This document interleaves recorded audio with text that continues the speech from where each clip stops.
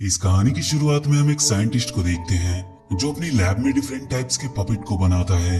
वो उन पपेट्स को बनाने के लिए कुछ रोबोट्स के पार्ट यूज करता है और फिर वो उस पपेट को एक वायर से अटैच करके वहीं पे लटका देता है और साथ ही उस पपेट को वो एक गैजेट से कनेक्ट करता है जिससे उस गैजेट में रोशनी होती है और तभी वो पपेट जिस रस्सी से लटका हुआ था वो अचानक से टूटकर नीचे गिर जाती है। लेकिन अब वो पपेट एक इंसान की तरह ही मूवमेंट कर पा रहा था और वो ये देखकर पूरी तरह से हैरान था।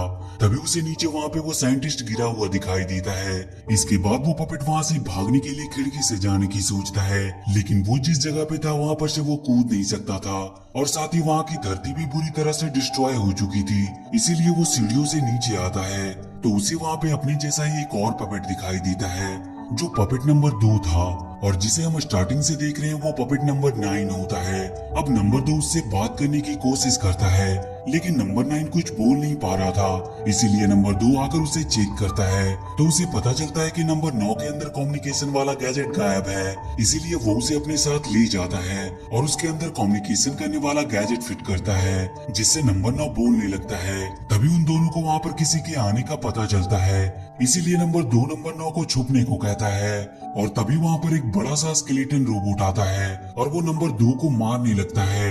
ये सब देखकर नंबर 9 बुरी तरह से डर जाता है, लेकिन अब उसे स्केलेटन रोबोट ने देख लिया था मगर वो चालाकी से कहीं दूर जाकर छुप जाता है तो वो रोबोट नंबर 2 को अपने साथ ले जाने लगता है। लेकिन अब नंबर 9 डर के मारे बेहोश हो चुका था। कुछ देर के बाद नंबर 9 की आंख खुलती है तो उसके सामने एक और पपेट होता है जिसका नंबर 5 होता है। वो नंबर 9 का इलाज करता है और फिर वो दोनों आपस में बात करने लगते हैं, लेकिन तभी वहाँ पर उन पपेट्स का लीडर आता है और वो नंबर 5 से बहुत गुस्सा था क्योंकि वो नंबर 9 को बचाने के लिए बाहर आया था।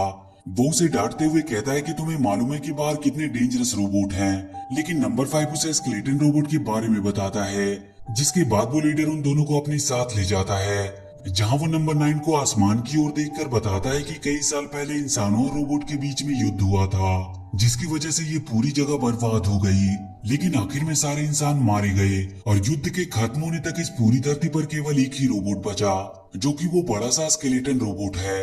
वो नंबर 9 को एक चार्ट दिखाता है जिसमें कुछ मेंबर्स के ऊपर क्रॉस का निशान लगा हुआ था। दरअसल इस चार्ट में जो नंबर्स दिख रहे थे वो कोई नंबर्स नहीं बल्कि पपेट्स के नाम थे और जिस पपेट को वो स्केलेटन रोबोट मार देता था वो लीडर उसके नंबर के आगे क्रॉस लगा देता है और अब वो नंबर 2 के सामने भी क्रॉस लगा देता है क्योंकि उसे भी स्केलेटन रोबोट उठाकर ले जा चुका था। लेकिन नंबर 9 लीडर को समझाता है कि नंबर 2 का हमारे पास कोई सबूत नहीं है कि वो मारा जा चुका है, इसीलिए हमें उसे बचाना चाहिए। ये सुनकर नंबर 5 उसे वहाँ के वॉच टावर के ऊपर लेकर आता है जहाँ से उन्हें स्केलेटन रोबोट की फैक्ट्री दिखाई देती थी। तो वो दोनों मिलकर नंबर 2 को बचाने का एक प्लान बनाते हैं और वो दोनों स्केलेटन रोबोट की फैक्ट्री में आते हैं जहाँ उन्हें नंबर 2 कैद किया हुआ दिखाई देता है क्योंकि अभी तक स्केलेटन रोबोट ने उसे मारा नहीं था और इसीलिए ये दोनों नंबर 2 से बात करने लगते हैं। तभी वहाँ पर वो स्केलेटन रोबोट आ जाता है और वो उन पर अटैक करने लगता है जिससे बचकर वो पपेट भागने लगते हैं, लेकिन अब स्केलेटन रोबोट उन्हें मारने ही वाला था। तभी वहाँ पर नंबर 7 आ जाता है जो आते ही एक झटके में उस स्केलेटन रोबोट को मार देता है।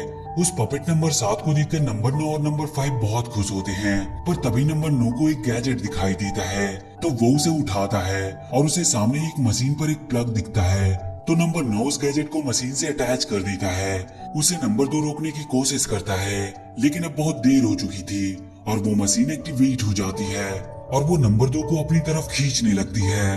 नंबर 9 ये देखकर काफी दुखी होता है। अब जैसे ही वो मशीन नंबर 2 की सोल को एब्जॉर्ब करती है तो वो पूरी तरह से रोबोट में बदल जाती है और फिर वो उन पपेट्स पर ही अटैक करने लगता है तो वो तीनों अपनी जान बचाकर वहाँ से भागने लगते हैं। लेकिन तभी पपेट नंबर 7 एक जगह पर आकर लटक जाता है और उसे रोबोट मारने ही वाला होता है, पर तभी नंबर 9 और नंबर 5 उसका ध्यान अपनी ओर खींचते हैं जिससे नंबर 7 की जान बच जाती है और अब वो तीनों उस रोबोट से बचकर वहाँ से बाहर आकर कहीं छुप जाते हैं। लेकिन नंबर 5 अब नंबर 9 पे काफी गुस्सा होता है क्योंकि उसकी लापरवाही की वजह से ही नंबर 2 मारा गया और वो रोबोट भी एक्टिवेट हो गया।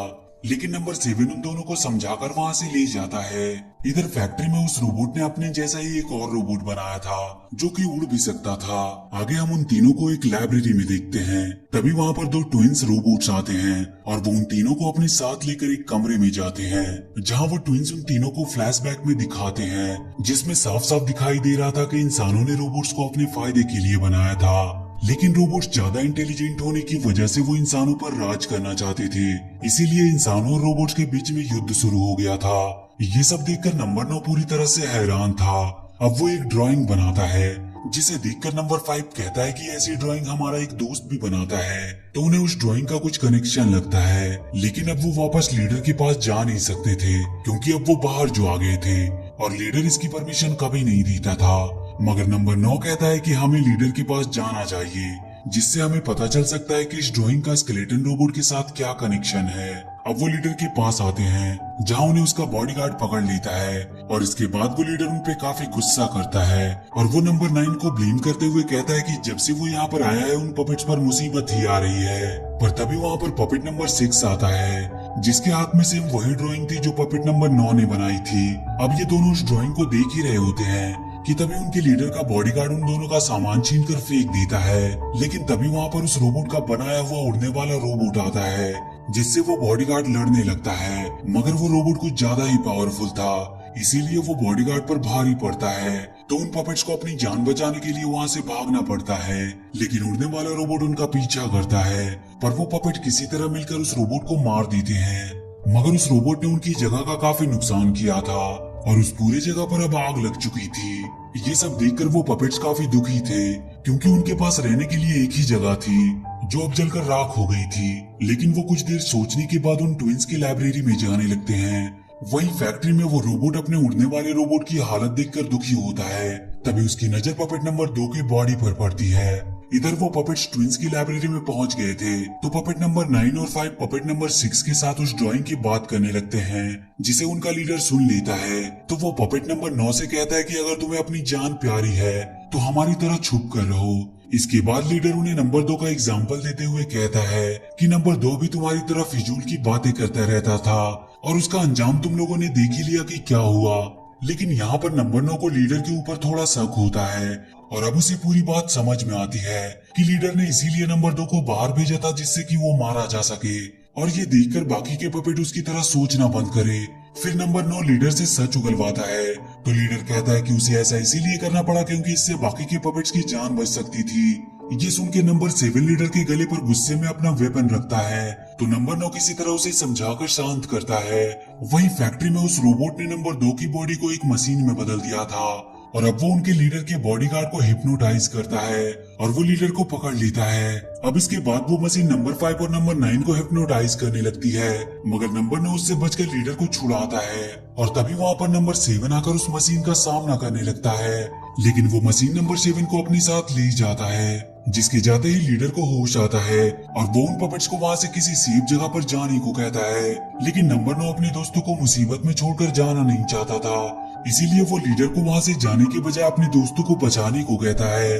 अब वहाँ पर नंबर 2 की बॉडी गिरी हुई थी।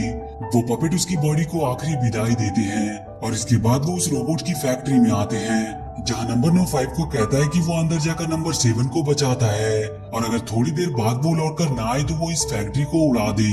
इतना कहकर वो फैक्ट्री के अंदर चला जाता है और नंबर 5 फैक्ट्री को ब्लास्ट करने के लिए जरूरी सामान इकट्ठा करने लगता है। वही नंबर 9 चुपचाप करके रोबोट के पास पहुंचता है, तो वो देखता है कि रोबोट लीडर के बॉडीगार्ड की सोल को एब्जॉर्ब कर रहा है। ये देखकर उसे काफी डर लगता है। अब वो रोबोट नंबर 7 की सोल को एब्जॉर्ब करने वाला था, इसीलिए नंबर 9 उसे फंसाने के लिए एक ट्रैप बिछाता है, जिसमें वो छोटा रोबोट फंस जाता है। जिसके बाद वो नंबर 7 को किसी तरह बचा लेता है। इधर लीडर को लगता है कि रोबोट ने नंबर 9 को पकड़ लिया, इसीलिए वो नंबर 5 से कहता है कि हमें ये फैक्ट्री को अभी ब्लास्ट कर देना चाहिए। लेकिन नंबर 5 को अपने दोस्त पर पूरा भरोसा था कि वो नंबर 7 को बचाकर बाहर ले आएगा, इसीलिए वो लीडर को ऐसा करने से मना कर देता है। पर तभी वहाँ से एक रोबोट गुजरता है जो कि फैक्ट्री के बाहर नजर रख रहा था और तभी वो पपेट्स को देख लेता है, इसीलिए वो अपने बॉस को ये बात बताने के लिए अंदर जाने लगता है। मगर वो पपेट उन्हें रोकने की पूरी कोशिश करते हैं, पर उसे वो रोक नहीं पा रहे थे।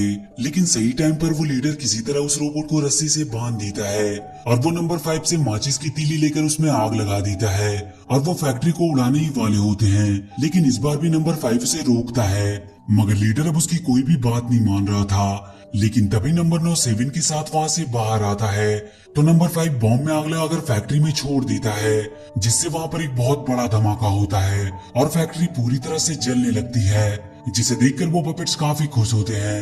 लेकिन तभी नंबर 5 फैक्ट्री की तरफ देखता है तो उसे पता चलता है कि उस ब्लास्ट से उस रोबोट का कुछ भी नहीं हुआ और वो अब भी उनकी तरफ आ रहा था। इसीलिए वो अपने दोस्तों को यह खबर बताने के लिए उनकी तरफ भागता है। लेकिन अब रोबोट की हालत बिगड़ गई थी और उसे तुरंत ही अब एक पपेट की सोल एब्जॉर्ब करनी थी, जिससे वो ठीक हो सके। इसीलिए वो उन पपेट्स के सामने ही पपेट नंबर 5 को पकड़कर उसकी सोल एब्जॉर्ब करने लगता है।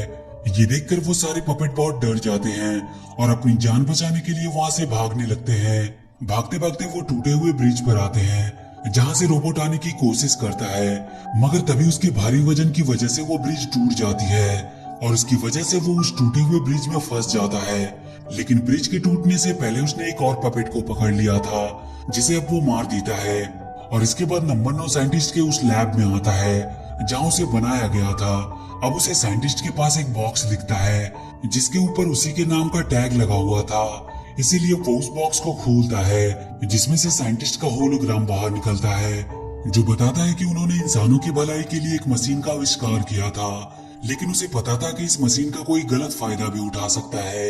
इसीलिए उस साइंटिस्ट ने अपने सोल के 9 हिस्से करे, जिससे उसने टोटल 9 पपेट्स बनाए। और इसीलिए जब उस साइंटिस्ट ने पपेट नंबर 9 को बनाया था, जिसके तुरंत बाद ही उस साइंटिस्ट की मौत हो गई थी। फिर आगे साइंटिस्ट का होलोग्राम रोबोट्स के मेन पावर के सोर्स के बारे में बताता है, जो कि एक गैजेट है जिसकी मदद से पपेट्स रोबोट को रोक सकते हैं। ये सुनकर नंबर 9 अपने दोस्तों के पास जाकर उन्हें ये सब बातें बताता है, लेकिन उसकी इस बात पर किसी को यकीन नहीं होता। इसीलिए नंबर 9 रोबोट के सामने चला जाता है, जिसके बाद वो रोबोट उसकी सोल को एब्जॉर्ब करने लगता है। लेकिन तभी लीडर नंबर 9 को रोबोट के सामने से हटाकर खुद अपनी जान दे देता है। पर इसी बीच नंबर 9 ने रोबोट का वो मेन पावर सोर्स वाला गैजेट निकाल लिया था और फिर वो उस गैजेट को ऑपरेट करके रोबोट की ओर करता है, जिससे उसमें एक ब्लास्ट होता है और उसी जगह पर उसकी मौत हो जाती है। और इसके बाद उस रोबोट के अंदर से अब तक उसने जितने भी सोल को एब्जॉर्ब किया था वो एक एक करके बाहर आने लगती है, जिसे देखकर नंबर 9 और 7 बहुत खुश होते हैं। फिर वो सोल आसमान में चली जाती है और तभी आसमान गरजते हैं और फिर बारिश होने लगती है, जिसकी एक एक बूंद में लाइफ होती है।